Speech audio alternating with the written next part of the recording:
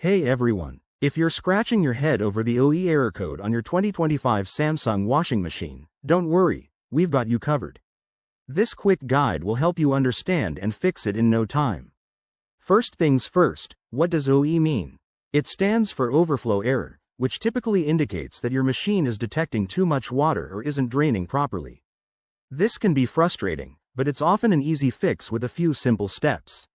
Let's dive into the common causes.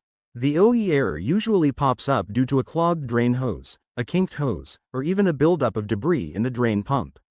Sometimes, it's as simple as using too much detergent, which creates excessive suds and confuses the sensor.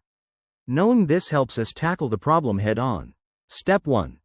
Start by unplugging your washing machine from the power source and letting it sit for about 5 minutes.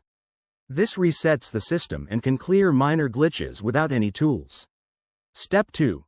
Check the drain hose. Make sure it's not bent or blocked. If you find any kinks, straighten them out, and if there's a clog, clear it carefully.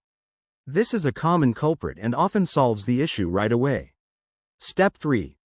Locate and clean the drain filter, usually found at the bottom of the machine. Turn off the water supply, remove the filter, and rinse away any lint, coins, or gunk that's built up. Reinstall it securely before plugging everything back in. Step 4. If the error persists, you might need to inspect the drain pump.